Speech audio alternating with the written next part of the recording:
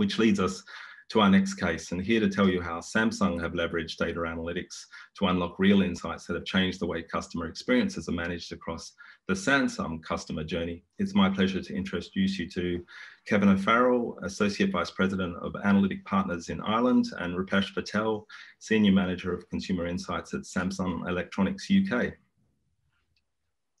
Over to you. Wonderful. Thanks so much, Paul.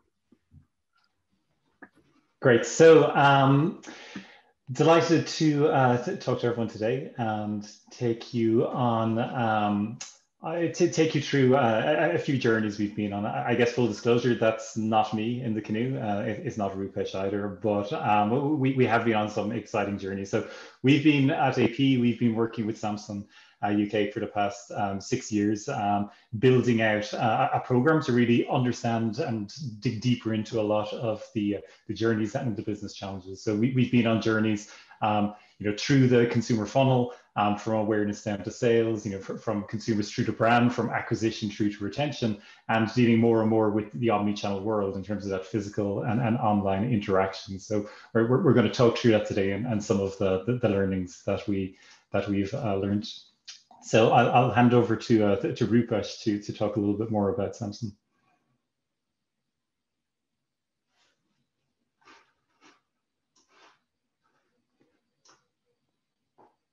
Oh, you're still on mute. Oh, you're. Thank you. Thank you for unmuting me. Look, I've spent my time working at Sky UK, and at my time there, one of my ambitions was to bring together these different disparate parts of the customer journey. And as Paul said, they sit in different silos. So bringing together the end-to-end insights, whether it be further up the funnel in that kind of mindset of the consumer or further down, it was to do that. And that's a passion of mine and something that we're now working to bring that to Samsung UK, and really understanding how we can bring all that insight together and really understand where the customers are in that journey. And look, the brands that have done well at that, they're the ones that have been winning. And Samsung's been doing that for a long time. And those of you who follow the Interbrand ranking know that Samsung has gone up the ranking mainly due to that particular feat. Great. So to talk through the journey, I guess where it all started was at those higher level we call commercial mix or econometrics. So really we started looking at phones and looking at the launches, but building out the models to understand those overall impacts. But we've really been building on this as the context have changed, new different business questions, and adding on the layers.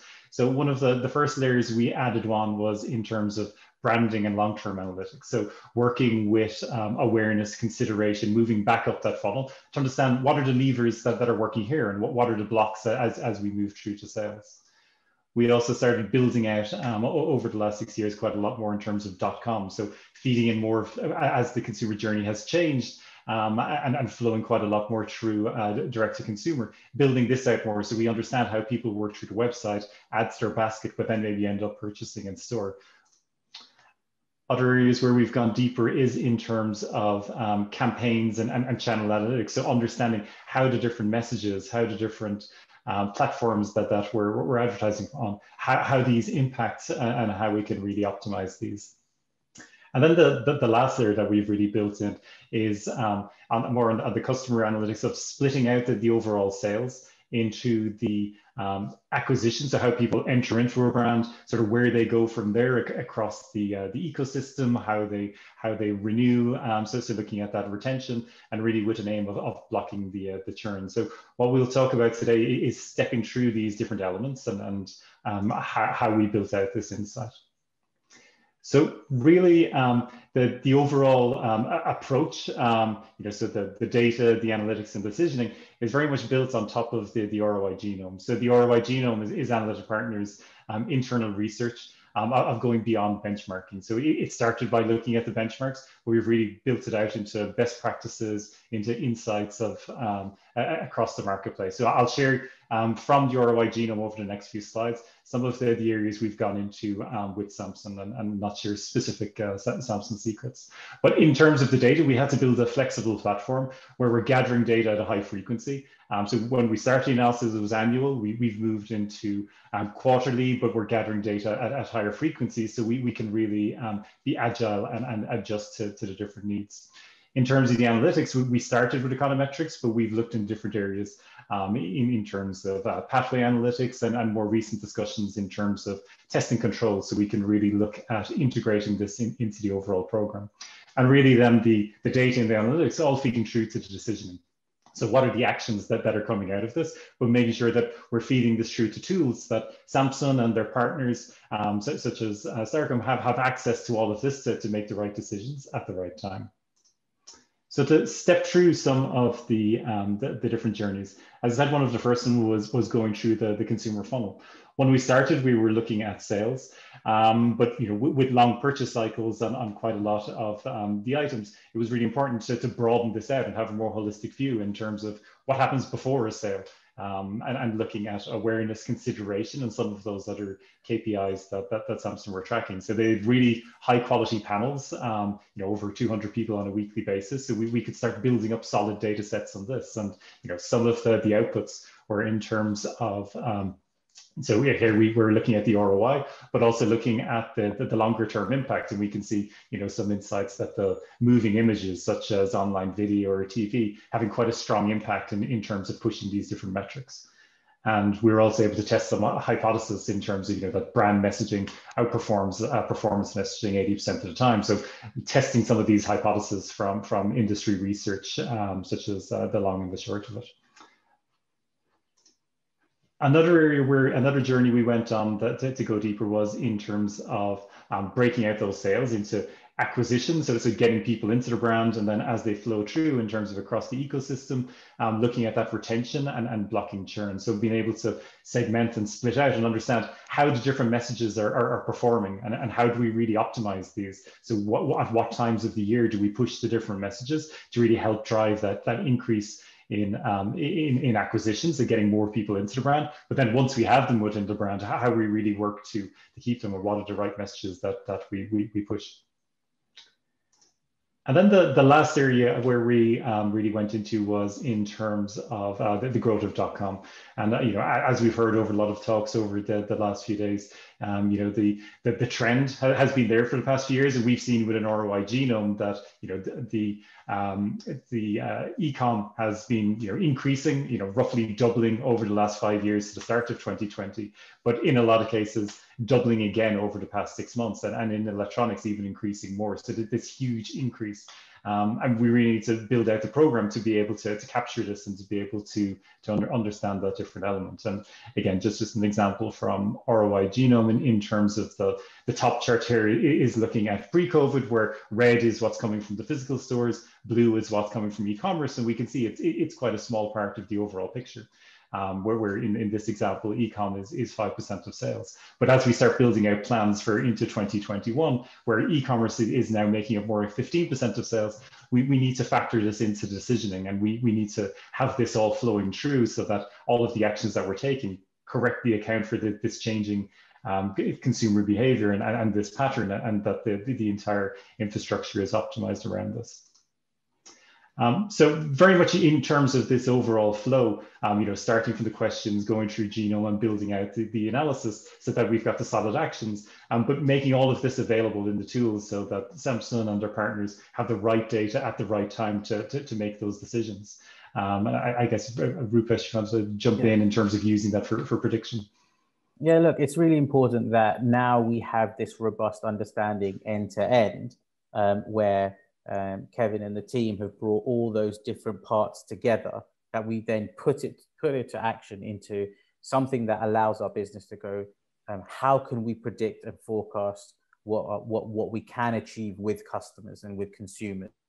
And if we can't make up those deltas, then we can work to understanding what we can do and what we need to push and what we don't need to push. So really understanding that is important. I guess traditionally it was I think econometrics modeling, for example, would be siloed into one part of the business and not really appreciate or understand the full customer mindset during their journey. Now that we're able to bring that all together, we can make much, much better decisions on what our potential opportunity will be in the quarters to come and forecast. And once we're then able to do that, we can then have the really agitating conversations with either the sales teams or marketing teams.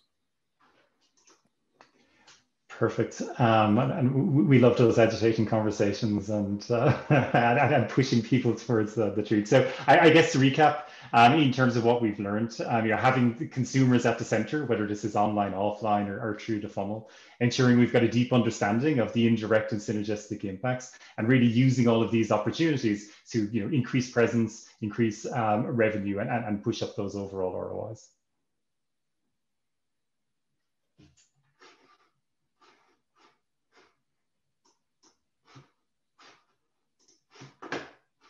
Thank you, Kevin and Rupesh, for sharing that. That's really interesting. There seems to be no questions from the audience. So, something that came to mind when you were talking through there about insights and the journey and the structure of the teams. I think one question is, sometimes these sort of insights can buck the sort of organization's conventional wisdom around the journey and maybe suggest that budget should be reallocated somewhere differently from where perhaps it had historically been allocated, or parts of the journey were more important than the organization perhaps appreciated. Could you perhaps talk about how your methods have kind of shone new light on the journey and changed ideas about how to drive efficiencies or effectiveness better across the journey? Yeah, I guess I'll take that if that's right, Kevin. I think because you're able to close the loop on these things, and you can very simply communicate the contribution of the various areas, and really importantly, size that and size it so that you can, and at a very high level, strategic level, it is literally that simple.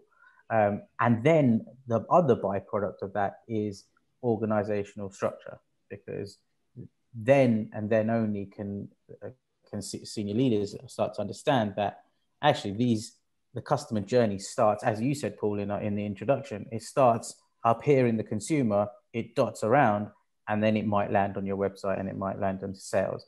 And therefore, actually, we can't forget that full loop in the way that we structure ourselves. So I think it has those two benefits. Yeah, Rupesh, you mentioned in the presentation that the structure of Samsung had changed quite significantly to allow journeys to be properly facilitated.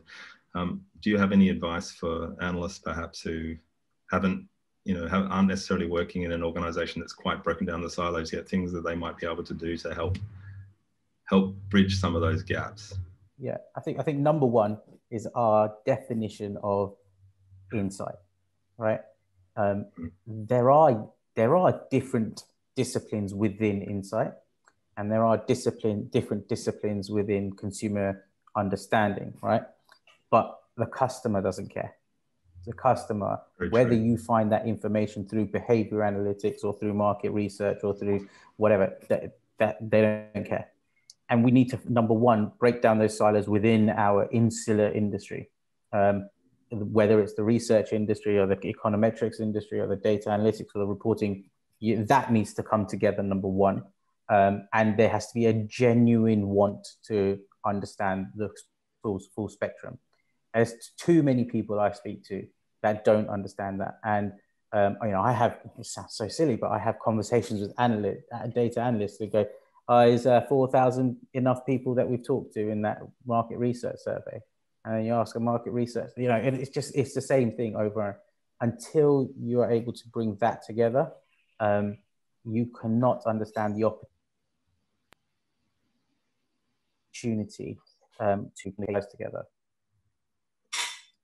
I guess One thing I've heard Rupesh say quite a lot is, show me the money, as in whatever about the research, whatever about the slides. It's always linking it back to those actions, linking it back to the business, and exactly to that point. It's the customer doesn't care in terms of the overall research. It's about linking it back so that we're improving the business and we're having these strong impacts. Very true. Another area that I think people would probably love to hear a little bit more about, because it looked fascinating and sounds really interesting how you've leveraged it, the ROI genome. Perhaps you could unpack a little bit more about some of the inputs that go into the DNA of that and how it's used. Yeah, sure. I just see the clock with 35 seconds, and I could spend hours talking about ROI genome. I'm sure. It's something that we've built out over the last few years. We started with sharing benchmarks and norms, and it was actually our clients were saying where different brands are, the gaps between them, our penetration, these different elements. So can we break these down and really build up these bridges? So we've built out this internal research, which is really going beyond benchmarking, sharing these best practices, and it's getting great traction. It's the papers we're releasing are getting a lot of traction in the marketplace in terms of omni-channel or in terms of scenario planning. But it's a fascinating area, and to be able to delve into it and share that with our partners such as Samsung and add that additional value is great. Well, the good news is people can catch you in the breakout sessions later today and learn more about that as well. So thank you both, Kevin and Rupesh, for a great presentation and for sharing your work with us. Thank you, everyone. Thanks, Paul. Thanks, guys. I was just going to say the same, Paul. Thank you so much for hosting the session.